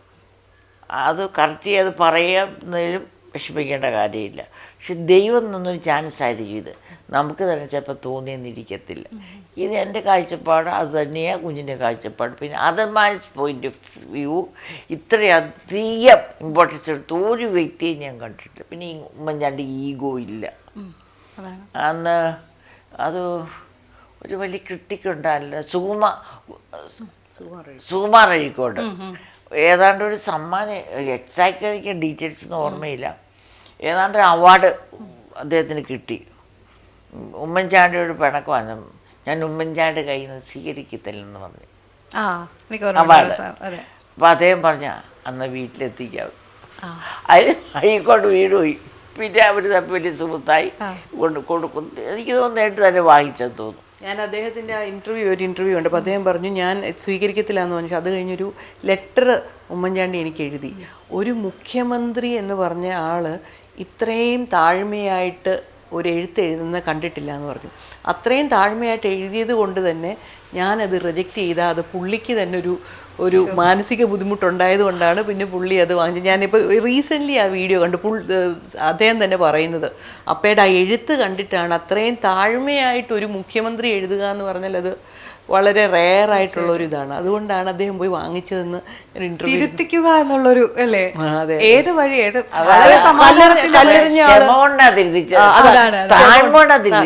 കണ്ണൂർ കല്ലെറിഞ്ഞ് ആ വ്യക്തി വന്ന് ക്ഷമ പറഞ്ഞില്ലേ. അതാണ് ആ കണ്ണൂരിൽ കല്ലേറുണ്ടായിരുന്ന സമയത്ത്. അതൊക്കെ മറക്കാൻ പറ്റാത്ത ഓരോ അനുഭവങ്ങൾ. കുഞ്ഞിനെ ഒരു ആരോ എവിടെ പുതുപ്പള്ളിയിലെ കണ്ട് പോകുന്ന വഴിക്കാണ്ട് അടിച്ചു, കുഞ്ഞിനെ അടിച്ചു. അപ്പം കുഞ്ഞൊന്നും മിണ്ടിയില്ല. പിന്നെ ആ ആള് ഞാൻ ക്ഷമിച്ചു. ആ ആള് INTCയിൽ ബെസ്റ്റ് വർക്കറായിട്ട് കുഞ്ഞിന് അവാർഡ് കൊടുത്തു. പിന്നെ അതുപോലെ കുഞ്ഞിനെ വിഷമിപ്പിച്ചതൊക്കെ ഈ കല്ലെറിഞ്ഞകളൊക്കെ പിന്നെ ഭയങ്കര ഇതായിട്ട് പിന്നെ ചാണ്ടിമോന് പിന്നെ ഇതിനുള്ള പൈസ കൊടുത്ത കെട്ടിയൊക്കെയുള്ള പൈസ കൊടുത്ത ആളുടെ അമ്മയല്ലേ, ഭയങ്കര കൂട്ടായി. പിന്നെ അതുപോലെ ഇങ്ങനെ പലരും ഇങ്ങനെ സത്യമനസാക്ഷി ഉള്ളവരൊക്കെ. അതാണ് ഈ മനസ്സിന് പോലും എന്താ പറയുക, ഒരുപാട് വിഷമം തോന്നുന്ന രീതിയിലുള്ള, അല്ലെങ്കിൽ കേൾക്കുന്നവർക്ക് പോലും വിഷമം തോന്നുന്ന രീതിയിലുള്ള ആരോപണങ്ങളൊക്കെ അദ്ദേഹം നേരിട്ടിരുന്നു. പക്ഷെ എപ്പോഴെങ്കിലും സമയത്ത് അദ്ദേഹം പറഞ്ഞിട്ടുണ്ടോ മടുത്തു, അല്ലെങ്കിൽ എനിക്ക് വേണ്ടായിരുന്നു എന്ന് പറഞ്ഞു? മടുത്ത സംഭവം ഉമ്മൻചാണ്ടി പറയുമെന്ന് എനിക്ക് തോന്നിയില്ല. ഇവൻ മരണത്തിൻ്റെ അവസ്ഥ 4 മാസം ഏറ്റവും പുള്ളിയുടെ ട്രൈങ് സിറ്റുവേഷൻ അത്. മലയാളിയെ കാണാതെ, മിണ്ടാതെ, എങ്ങും പോകാതെ, കേരളത്തിന് പുറത്ത് ശബ്ദം 4 മാസം ഇല്ലാതെ. അതാണ് ഏറ്റവും വിഷമം. കാരണം അദ്ദേഹം അത്രമേൽ ശബ്ദം കൊണ്ട് ജീവിച്ചൊരു അല്ലേ. എന്നിട്ട് പോലൊരു മടുപ്പ് അത് ചാത്തുന്നല്ലാതെ മടുപ്പ് കണ്ടിട്ടില്ല, കോപിച്ചിട്ടില്ല. അതൊരു അതിനെന്താ പറഞ്ഞ ആ വലിയ കഷ്ടത വന്നപ്പോഴും അതിന്മേൽ ശാന്തയോടെ ക്ഷമയോടെ അദ്ദേഹം അതിന്മേൽ ജയമെടുത്തു. നമ്മൾ ലാസ്റ്റ് ഡേയ്സൊക്കെ ആണെങ്കിൽ നമ്മൾ കോപിച്ച് ദുഃഖിച്ചു, അങ്ങനെ ഒരിക്കലും അദ്ദേഹം മരിച്ചിട്ട് ഈ ലാസ്റ്റ് വന്നപ്പോഴീ ഈ കേസെല്ലാം ഇട്ട് അത് കണ്ടിങ്ങനെയൊക്കെ സന്തോഷിച്ചു പുള്ളി. അഗ്നിശുദ്ധി വരുത്തിയിട്ടാണ് അത് പുള്ളിക്ക് എനിക്ക് തോന്നുന്നു ഉമ്മൻചാണ്ടിയുടെ ഏറ്റവും വലിയൊരു ആശ്വാസം അതായിരുന്നു. ഞാൻ എല്ലാത്തിന്മേൽ എനിക്ക് ദൈവം ചെയ്യുന്നത്. അത് പോകുന്നതിന് മുമ്പ് തന്നെ എനിക്ക് തോന്നുന്നു CBIയുടെ അതെല്ലാം കിട്ടിയായിരുന്നു, ക്ലീൻ ചിറ്റ് കിട്ടിയിട്ടുണ്ടായിരുന്നു അറിഞ്ഞത്. പക്ഷെ അപ്പം പുറത്ത് വിട്ടില്ല. ഈ ട്രീറ്റ്മെൻറ്റ് സമയത്തൊക്കെ അദ്ദേഹം ഈ പറഞ്ഞതുപോലെയാണ്, ആൾക്കൂട്ടത്തിൽ നിന്ന് വിട്ടു നിൽക്കുന്ന ഒരു സമയമാണ്. എങ്കിൽ കൂടി അവിടേക്കൊക്കെ ആളുകൾ വരുന്നുണ്ടായിരുന്നു എന്ന് ഞാൻ കേട്ടിട്ടുണ്ട്. ആ സമയത്തൊക്കെ അദ്ദേഹം എങ്ങനെയായിരുന്നു ആ ട്രീറ്റ്മെൻറ്റിനോടും ആ ഒരു, എനിക്ക് തോന്നുന്നു ഏകാന്തത എന്ന് തന്നെ പറയാമെന്ന് തോന്നുന്നു. നിങ്ങളൊക്കെ കൂടെ ഉണ്ടെങ്കിൽ കൂടിയും അദ്ദേഹത്തിന് ഇഷ്ടം ആൾക്കൂട്ടം തന്നെയായിരുന്നല്ലോ എപ്പോഴും. തീർച്ചയായിട്ടും. അതെ, അതെങ്ങനെയായിരുന്നു ആ സമയത്തെ ഒരു അദ്ദേഹത്തിൻ്റെ മാനസികാവസ്ഥയൊക്കെ? അപ്പയുടെ മാനസികാവസ്ഥ സത്യം പറഞ്ഞാൽ നമുക്ക് അപ്പയ്ക്ക് സംസാരിക്കാൻ ബുദ്ധിമുട്ടുണ്ട്. ഞങ്ങൾ അപ്പയെ അപ്പം മനസ്സിൽ എന്തായിരുന്നു എന്ന് നമ്മളോട് എക്സ്പ്രസ് ചെയ്യാൻ പറ്റാത്തൊരവസ്ഥയാണ്. പക്ഷെ എന്നാൽ ഈ പറഞ്ഞ പോലെ മടുത്തു എന്നൊരു കാര്യം പറയുന്നത്. പക്ഷേ അപ്പ 3-4 മാസം ശബ്ദമില്ലാതിരിക്കുമ്പോൾ അപ്പയുടെ ഒരിത് വെച്ച് മാനസികമായി ഭയങ്കരമായി ബുദ്ധിമുട്ടി കാണുമായിരിക്കും. നമ്മൾ സൈഡിൽ നിന്ന് അപ്പ വിഷമിക്കേണ്ട, നമ്മൾ ഇതിൽ നിന്നെല്ലാം വെളിയിൽ വരും, നമ്മൾ തിരിച്ചു പോകും, നമ്മൾ അടുത്ത ഇലക്ഷന് വർക്ക് ചെയ്യാൻ പോകും, ലോക്സഭാ ഇലക്ഷന് നമ്മൾ അപ്പയുമായിട്ട് കേരളം മുഴുവൻ പോകും എന്ന് പറഞ്ഞായിരുന്നു അപ്പയെ മോട്ടിവേറ്റ് ചെയ്തുകൊണ്ടിരുന്നത്. പക്ഷേ അപ്പോൾ അതിബുദ്ധിമാനാണ്. അപ്പോൾ ലാസ്റ്റ് ആയപ്പോൾ ചിലപ്പം ഓർമ്മയൊക്കെ വിട്ട് കാണുമായിരിക്കും, ലാസ്റ്റ് 1 month. അതിനു മുമ്പ് പക്ഷേ ഞങ്ങൾ പറഞ്ഞത് എങ്ങനെ അപ്പോൾ അത് റിയലൈസ് ചെയ്തോ ഞാൻ മരണത്തിലേക്കാന്ന് അപ്പയ്ക്കൊരു തോന്നലുണ്ടായോ എന്ന് നമുക്കറിയില്ല. നമ്മൾ പോസിറ്റീവായിട്ട് പറയാൻ ശ്രമിച്ചിട്ടുണ്ട്. അദ്ദേഹത്തിന് കുഞ്ഞിനങ്ങനെ മരണത്തിലോട്ട് പോകാമെന്ന് വിചാരമില്ലായിരുന്നു. ഒരു പ്രാവശ്യം സുധീരൻ വന്ന് ഒരു ദിവസം മുഴുവൻ അന്ന് മുഴുവൻ പുള്ളി എന്ത് സന്തോഷമായിരുന്നു. അപ്പം ഞാൻ കൂടെ ഇങ്ങനെ പറഞ്ഞുകൊണ്ടിരിക്കും. നമ്മൾ അവിടെ പോയിട്ട് കുഞ്ഞിൻ്റെ പഴയ friends Vayalar Ravi, AK Antony, VM Sudheeran, KC Joseph, ഹസനെ, ഇവരെല്ലാം കൂടി വിളിച്ച് ഞാനൊക്കെ ഡിന്നർ കൊടുക്കാം. പിന്നെ നമുക്ക് ഒരു കാരവൻ എടുത്തിട്ട് നമുക്ക് എല്ലാവർക്കും കൂടെ കന്യാകുമാരി കാസർഗോഡ് വരെ പോവാം. ഭയങ്കര സന്തോഷം അത് കേൾക്കും. പിന്നെ മരിക്കുമെന്ന് അദ്ദേഹം വിചാരിച്ചില്ല എന്നുള്ളതിൻ്റെ ഒരു തെളിവ് VS ഉമാൻ്റെ കല്യാണം ഓഗസ്റ്റിന് VS ഉമാൻ എഴുതിയിട്ട് എൻ്റെ ഡയറി ഇരിപ്പുണ്ട്, കുഞ്ഞ് ഡയറി എൻ്റെ കുറേ ഇരിപ്പുണ്ട്. ലാസ്റ്റ് എഴുതിയ ലെറ്ററും അത് രാജീവ് ഗാന്ധിക്ക് എഴുതുന്നതായിട്ടാണ്. രാജീവ് ഗാന്ധിക്ക് പറഞ്ഞ അങ്ങനെ I am enclosed here with the statement, enclosing with the details of the 15 ലക്ഷം രൂപ രാജീവ് ഗാന്ധി തന്നിട്ടുണ്ട്. രാഹുൽ ഗാന്ധി. അപ്പം അത് എൻക്ലോസ് കംപ്ലീറ്റ് ചെയ്യാൻ പറ്റിയ ആ ലെറ്റർ എൻ്റെ ഇരിപ്പുണ്ട്.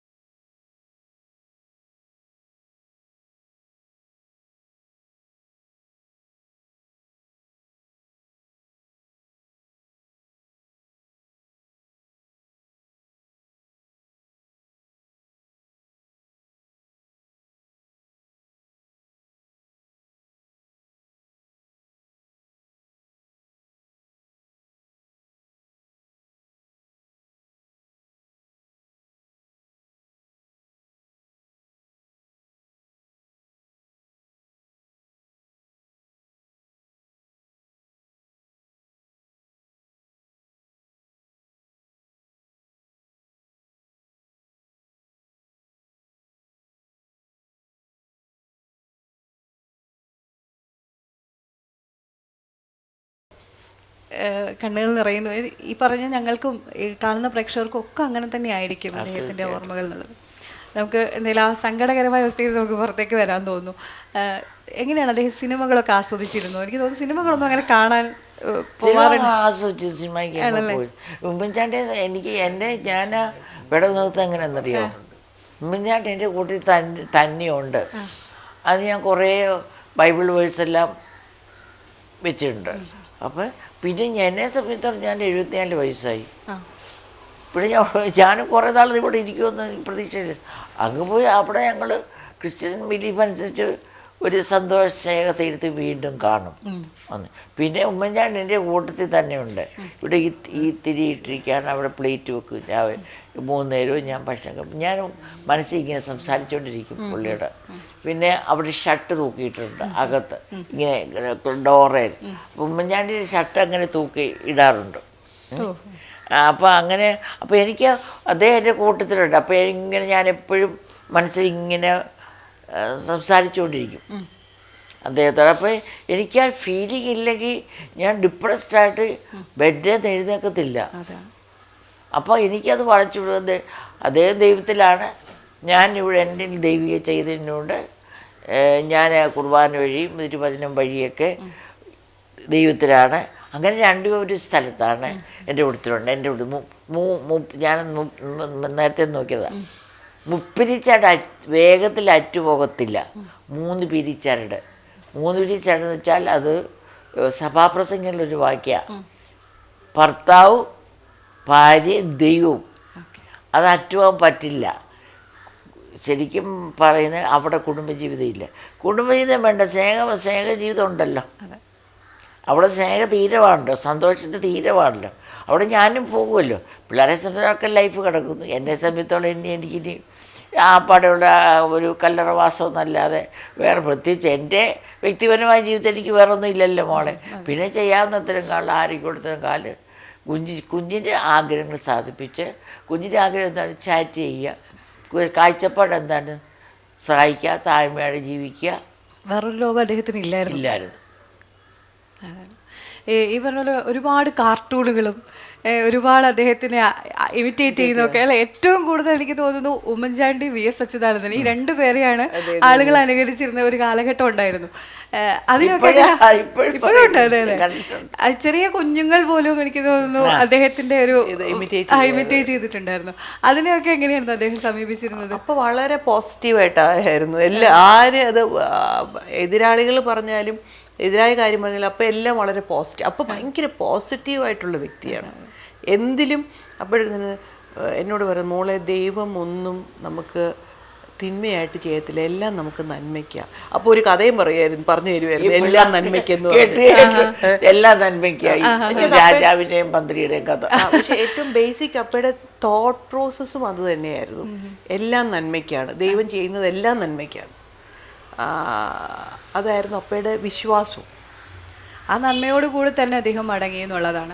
തന്നെയാണ് അദ്ദേഹത്തിൻ്റെ ഒരു അതാണ് ശാന്തത വന്നത്. അല്ലെങ്കിൽ മുഖത്ത് ഭയങ്കരമായിട്ട് ഒരു വിഷമം, അത്രയും ഒരു വിഷമമൊന്നും ഞാൻ മുഖത്ത് കണ്ടിട്ടില്ല.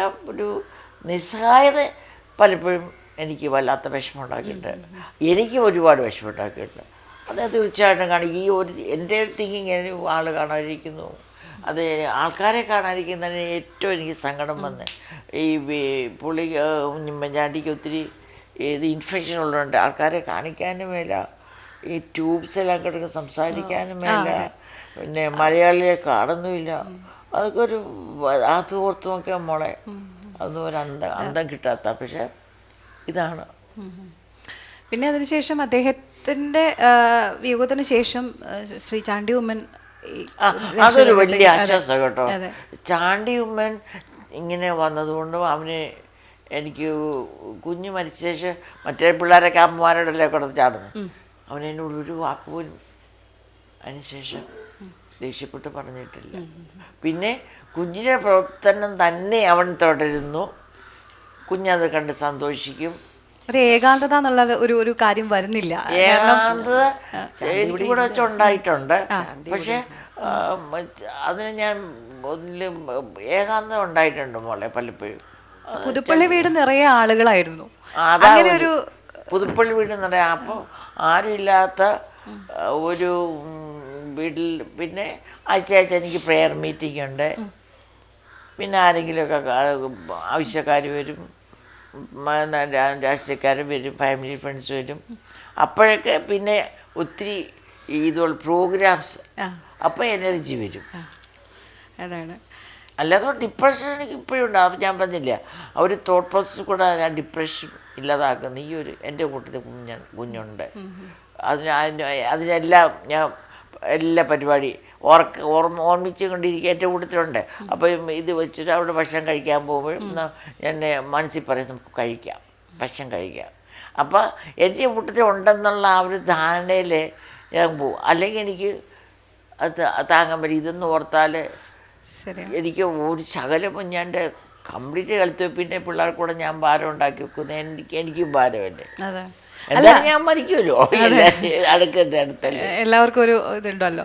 അല്ല, ഈ പറഞ്ഞ പോലെ ആൾക്കൂട്ടത്തിന്റെ കാര്യത്തിൽ കുറവൊന്നും ഇപ്പോഴും ഇല്ല. കാരണം കാരോട്ട് വള്ളക്കാൽ വീട്ടിൽ 2 പുസ്തകങ്ങൾ വെച്ചിട്ടുണ്ട്, അത് നിറയുകയാണ് ഇപ്പോഴും എന്നാണ് കേട്ടിട്ടുള്ളത്.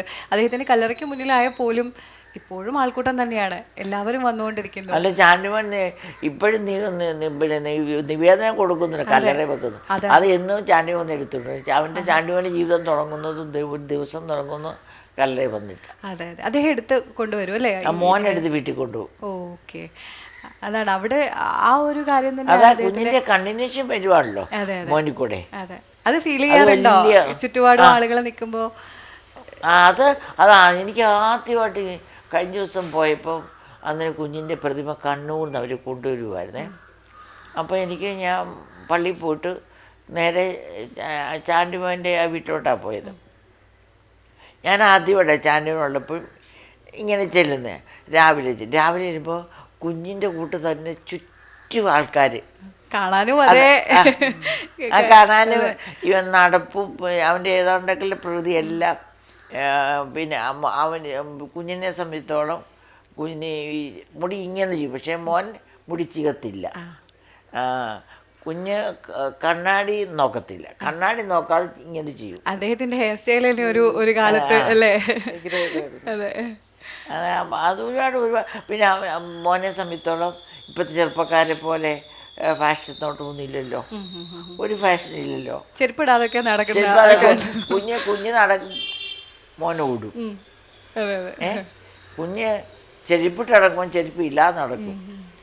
കുഞ്ഞെല്ലായിടത്തും ഊടുവഴി കൂടെ നടന്നപ്പോൾ അവൻ കേരളം മൊത്തം കുഞ്ഞ് ഊടുവഴി കൂടെ ഒക്കെ നടന്നപ്പോൾ സൈക്കിളിൽ കൂടെ പോയിട്ട്, ഇപ്പോൾ കാറിൽ കൂടെ പോയിട്ടുണ്ട്, ബസ്സിൽ കൂടെ പോയിട്ടുണ്ട്, ട്രെയിനിൽ കൂടെ പോയിട്ട്. പക്ഷെ അവൻ 4000 കിലോമീറ്റർ ചെരുപ്പില്ലാതെ നടന്നു. അപ്പോൾ കുഞ്ഞിനെക്കാട്ടി ഒരു സ്റ്റെപ്പ് മേപ്പോട്ട് മേടിച്ചപ്പോഴത്തേക്ക് തീർച്ചയായിട്ടും കുഞ്ഞിൻ്റെ ആത്മാവ് കൊണ്ട് കുഞ്ഞ് ആത്മാവിന് മരണമില്ലല്ലോ. അവർ ഇതൊക്കെയാണ് ടൈം ആൻഡ് സ്പേസിൻ്റെ ബഹുവാണ്. ഈ മകനെ കുറിച്ച് അങ്ങനെ അദ്ദേഹം പറയാറുണ്ടായിരുന്നോ? ഒരു പിള്ളേരെ കുറിച്ച് അങ്ങനെ പറയാറില്ല. ഇവര് എന്താവണമെന്നൊന്നും അദ്ദേഹത്തിന് ഓപ്ഷൻ. അതെ അതെ, ശ്രീ ചാണ്ടിയുമ്മൻ അത് അദ്ദേഹത്തിന്റെ താല്പര്യത്തോടു കൂടെ വന്നു എന്നുള്ളതല്ലാതെ വിഷൻ ഉണ്ടായിരുന്നില്ല. സപ്പോർട്ടൊന്നും കുഞ്ഞു കൊടുത്തിട്ടില്ല. അവനുടെ ഡൽഹിയിലുമായിരുന്നു. ചെയ്തിട്ടില്ല എന്ന് വേണമെങ്കിൽ പറയാം. അതെ, സപ്പോർട്ട് നെഗറ്റീവായിട്ട് വേണമെങ്കിൽ പറയാം. അങ്ങനെയായിരുന്നു സംഭവിച്ചിട്ടുണ്ട്. അതെ, എന്തായാലും ഒരു നിയോഗം പോലെ അദ്ദേഹം തന്നെ അതങ്ങനെ വന്നു. അതൊരു നാച്ചുറൽ ജസ്റ്റിസ്. അല്ല, പുതുപ്പള്ളിക്കാർക്കും അത് തന്നെയായിരുന്നു. പുതുപ്പള്ളിക്കാർക്ക് സാറ്റിസ്ഫൈഡാണ്. അപ്പോൾ ഉമ്മൻചാണ്ടി ഇപ്പോൾ തന്നെ ചാണ്ടി മോന് 1 മണി 2 മണിയൊക്കെ ഇരിക്കും, എല്ലാവർക്കും ഒന്ന് കാണാം. അപ്പുറച്ചുപിള്ളാണ്, എല്ലായിടത്തും പോകും, പഠനത്തിനൊക്കെ പോവും, പിന്നെ എല്ലാ ഫങ്ഷനും പോവും. പിന്നെ ടർഫ് അതുകൊണ്ടൊക്കെ ഒരുപാട് ടർഫ് വെച്ച് ഒരുപാട് സ്വപ്നമുണ്ട്. ഉമ്മൻചാണ്ടിക്ക് ഒരുപാട് സ്വപ്നമുണ്ടായിരുന്നു. ചാണ്ടിമോനും അതിൽ വലിയ സ്വപ്നമുണ്ട്. ഇന്നത്തെ കാലഘട്ടത്തിൽ കുറച്ചുകൂടെ പൊങ്ങിയ എനിക്ക് തോന്നി ലൈറ്റ് മെട്രോ ട്രിവാൻഡ്രം കോഴിക്കോടും കുഞ്ഞിൻ്റെ ആഗ്രഹം, അത് ചാണ്ടിമോൻ്റെയും കൂടെ ആഗ്രഹമായിരുന്നു ഞാൻ പറഞ്ഞിരുന്നു, ലൈറ്റ് മെട്രോ. ഇപ്പോൾ ഈ വിവാദങ്ങളിലേക്കൊന്നും പോകേണ്ടതില്ലെങ്കിൽ കൂടി നമുക്കിപ്പോൾ വിഴിഞ്ഞം അത് പൂർത്തിയാകുമ്പോൾ കുറേ ട്രോളുകൾ അല്ലെങ്കിൽ ഫേസ്ബുക്കിലൊക്കെ കണ്ടു, ആകാശത്ത് ഉമ്മൻചാണ്ടിയുടെ ഒരു രൂപം പോലെ. അത്തരത്തിലാണ് ആളുകളുടെ ഒരു മനസ്സിലുള്ള ഒരു ചിത്രമാണ് ആ കാണിച്ചതിൽ. അപ്പോൾ അങ്ങനെ വിഴിഞ്ഞത്തിൽ ഈ പറഞ്ഞ പോലെ പ്രതിപക്ഷത്തെ ഒന്നും ക്ഷണിച്ചിട്ടില്ല എന്നുള്ള വിവാദങ്ങളൊക്കെ ഉണ്ടായിരുന്നു. അത് യാഥാർത്ഥ്യമാകുമ്പോൾ അദ്ദേഹത്തിൻ്റെ സ്വപ്നം കൂടിയാണ് പൂവണിഞ്ഞിട്ടുള്ളത്. പറയാറുണ്ടായിരുന്നു അങ്ങനെ ഈ പദ്ധതിയെക്കുറിച്ചോ അങ്ങനെ അദ്ദേഹത്തിൻ്റെ ഉള്ളിലുള്ള സംസാരമില്ലല്ലോ. ശരിയാ, ആരെ കുറിച്ച് സംസാരമേ കുറവ്, പറയുകയാണെങ്കിൽ ചുരുക്കം വാക്കുകളിൽ ഫാമിലി മാറ്റേഴ്സ് മാത്രമേ പറയുള്ളൂ. അത് അങ്ങനെയാണ് ഇങ്ങനെയാണ്. രാഷ്ട്രീയം വീട്ടിലേക്ക് വരില്ല. പിന്നെ ആരെ കുറിച്ച് ഒരനാവശ്യം പറഞ്ഞിട്ടില്ല. ഇവിടെ വിളിച്ച് പറയാനും പറ്റില്ല. പ്രത്യേകിച്ച് എനിക്ക് എന്തെങ്കിലും നെഗറ്റീവ് കമന്റ് പറയാൻ ഉടനെ ഡെവലപ്മെന്റും പറയത്തില്ല, പ്രശ്നം ഉണ്ടായപ്പോഴും പറയത്തില്ല. തീരെ സഹിക്കാൻ മേലാതെ വന്നിട്ടുള്ള സന്ദർഭങ്ങളുണ്ട്. അപ്പൊ അമ്മയോട് പറഞ്ഞു, അപ്പൊ എന്നോട് ചോദിച്ചോട്ട് പറയും, മക്കളോട് അത് പറയില്ല. മക്കളുടെ കാര്യത്തിൽ ഭയങ്കര ഇതാ, ഞങ്ങൾക്ക് ടെൻഷൻ വരും എന്ന് ഓർത്ത് ഒന്നും ഇതാകത്തില്ല. ആകെ വീട്ടിൽ അപ്പം നമ്മളോട് എവിടെയെങ്കിലും പോവുക, അല്ലെങ്കിൽ ക്രിസ്മസ് നമ്മുടെ ഫാമിലിയിൽ നമ്മൾ കല്യാണത്തിന് പോകുന്ന എന്താണ് പരിപാടി, അതല്ലാതെ ഈ പറഞ്ഞ ഡെവലപ്മെന്റും ഇല്ല, വിഷമങ്ങളും ഇല്ല. അമ്മയോട് ഈ പറഞ്ഞ പോലെ സോളാറൊക്കെ വന്നപ്പം എല്ലാം പേഴ്സണലി പറഞ്ഞു. പറഞ്ഞിട്ടില്ല. ഏതാണ്ടൊക്കെ ഇതുപോലെ പ്രതിപക്ഷ ക്ഷണിക്കേണ്ടതാണ്. അതുപോലത്തെ പരിപാടി എന്തെങ്കിലുമൊക്കെ ഈ ജീവിതത്തിൽ വന്നിട്ടുണ്ട്. അപ്പോൾ എന്നോട് 3-4 പ്രാവശ്യം വളരെ സോഫ്റ്റായിട്ട് വന്ന് പറഞ്ഞിട്ടുണ്ട്. അദ്ദേഹത്തിന് ഏറ്റവും വിഷമം അതായിരിക്കും. അവനവനെ ബാധിക്കുന്നതല്ല, അത് കുടുംബത്തിൽ എങ്ങനെ വരും. പിള്ളേരോട് ഒന്നും, ഞങ്ങൾ 3 പേരോടും എന്നോട് എന്തായാലും പറഞ്ഞിട്ടില്ല. നിങ്ങൾ അതേക്കുറിച്ചൊന്നും അദ്ദേഹത്തോട് സംസാരിക്കും സാഹചര്യം രാഷ്ട്രീയ സംസാരം അങ്ങനെയൊന്നുമില്ല, പറയത്തില്ല. ആ പ്രതിസന്ധി ഘട്ടത്തിൽ എൻ്റെ അടുത്ത് അതെങ്ങനെയൊക്കെയാണ് അദ്ദേഹം നേരിട്ടിരുന്നത്? കുഞ്ഞ് ശാന്തവാനായിട്ടിരുന്നു.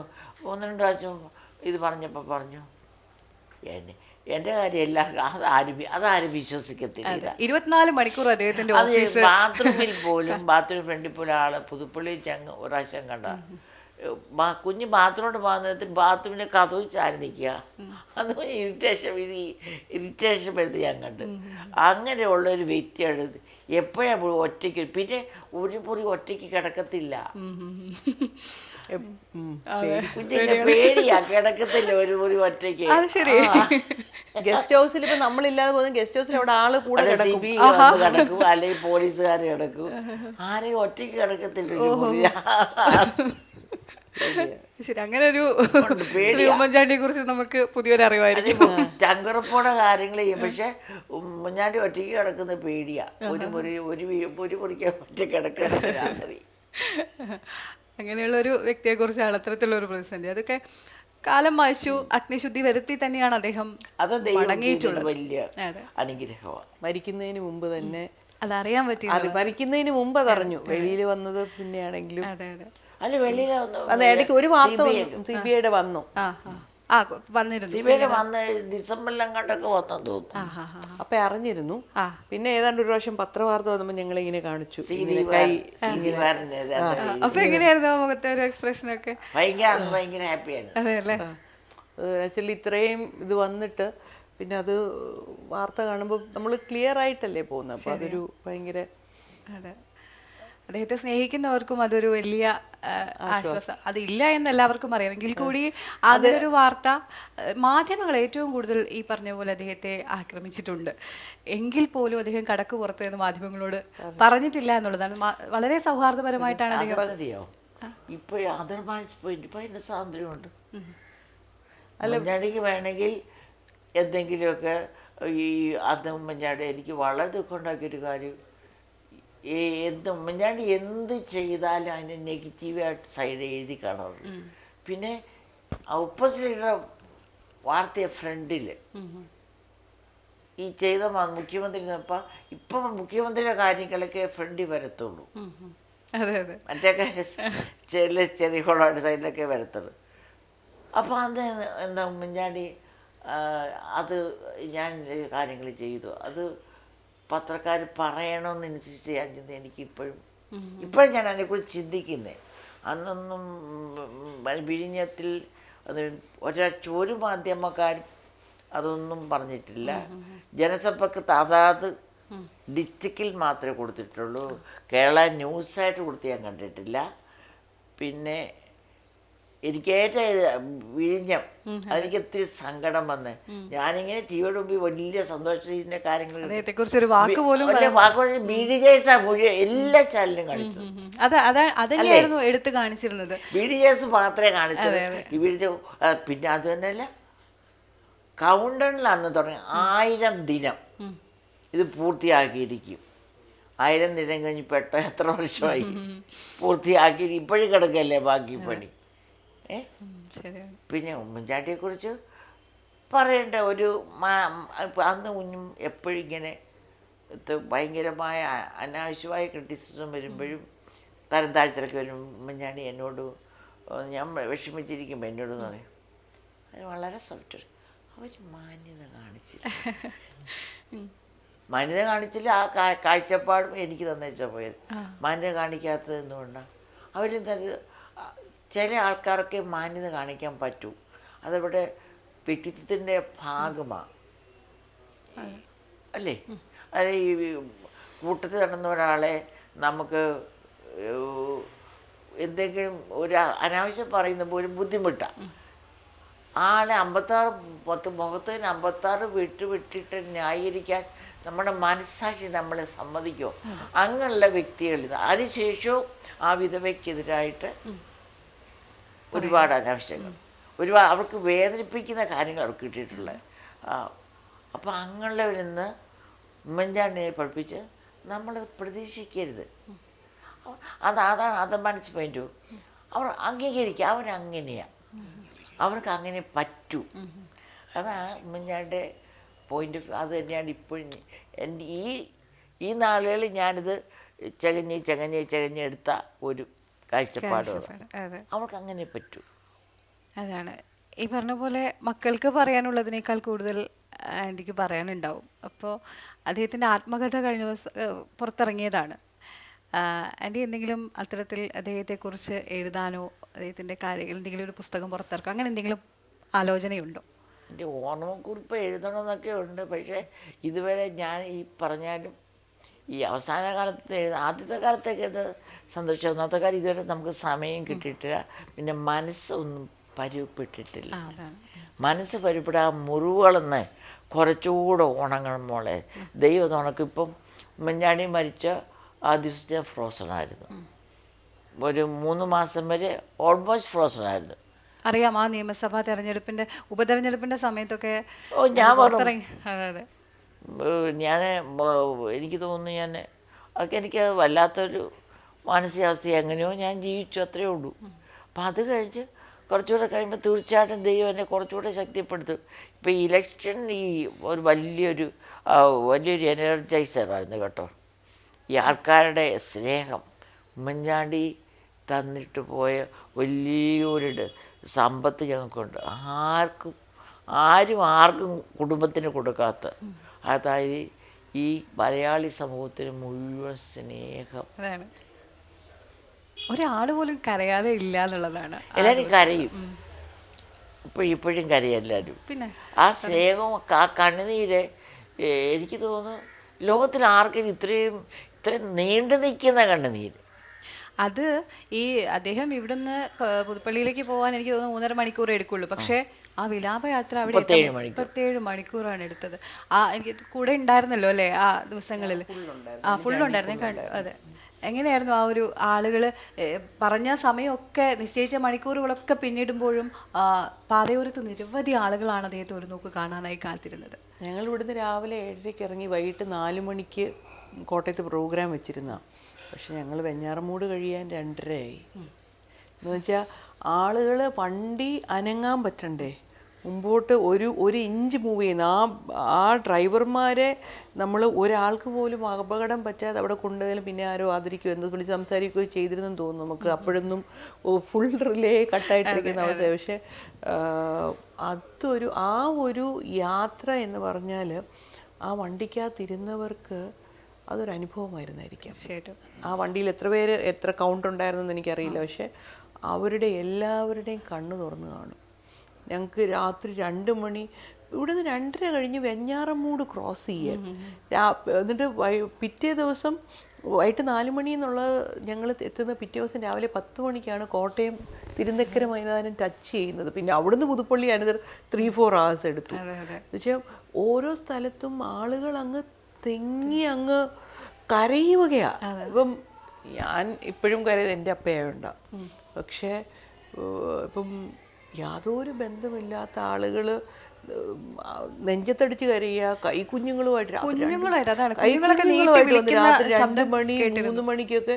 അതെന്ന് പറഞ്ഞു കഴിഞ്ഞാൽ എന്തുകൊണ്ടായിരിക്കാം അതൊക്കെ കാണുമ്പോഴായിരുന്നായിരിക്കും അപ്പ എന്തായിരുന്നായിരിക്കും അവർക്ക്.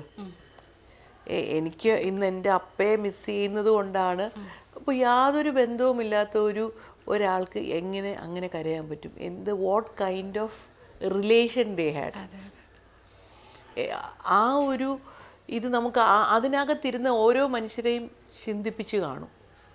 അതൊരു അനുഭവം. അത് ഇനി ഒരിക്കലും ആർക്കും കേരളത്തിലോ ഇന്ത്യയിലോ ആർക്കും ആ അനുഭവം ഒരിക്കലും കിട്ടത്തില്ല ആ വണ്ടിക്കകത്തിരുന്നവരുടെ.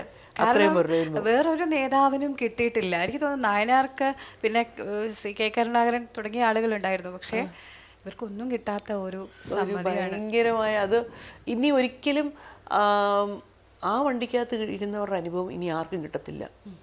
അതൊരു ഐ ഓപ്പണറായിരുന്നു എല്ലാവർക്കും. തീർച്ചയായിട്ടും. എന്തായാലും ഒരുപാട് സ്വപ്നങ്ങൾ അല്ലേ, ഒരുപാട് ചെയ്യാനുള്ള കാര്യങ്ങളൊക്കെ അവശേഷിപ്പിച്ചിട്ടാണ്. ഉമ്മൻചാണ്ടിക്ക് ഒരുപാട് സ്വപ്നങ്ങൾ കേരളത്തെക്കുറിച്ചുണ്ടായിരുന്നു. അതൊക്കെ മകനിലേക്കും മക്കളിലേക്കും ഭാര്യയിലേക്കും ഏൽപ്പിച്ച് അദ്ദേഹം മടങ്ങി എന്നുള്ളതാണ്. അദ്ദേഹം ചെയ്യും, അതെ, മോൻ ചെയ്യും, പിള്ളേർ ചെയ്യും. അത് മറ്റുള്ള രാഷ്ട്രീയക്കാരെ വ്യത്യസ്തനാക്കുന്ന കനാർദ്രമായ ഒരു മനസ്സ് ആരെയും തള്ളിക്കളയത്തില്ല. ആ ഒരു മനസ്സ് ഞാൻ വേറെ ആരിലും കണ്ടിട്ടില്ല. പ്രപഞ്ചത്തോളം വലിയൊരു മനസ്സ്. തീർച്ചയായിട്ടും. ഇപ്പോഴും വിശുദ്ധൻ എന്ന് പറയുന്നത് അതിന് വേറൊരു അർത്ഥമില്ല. ശ്രീ ഉമ്മൻചാണ്ടി തന്നെയാണ് അത് എന്ന് നമുക്ക് നിസ്സംശയം പറയാൻ കഴിയും. അത് കേരളം മുഴുവൻ പറയുകയാണ്. എന്തായാലും വളരെയധികം നന്ദി ഇത്രയും നേരം ഞങ്ങളോടൊപ്പം വിശേഷങ്ങൾ പങ്കുവച്ചതിന്. ഒരുപാട് നന്ദി.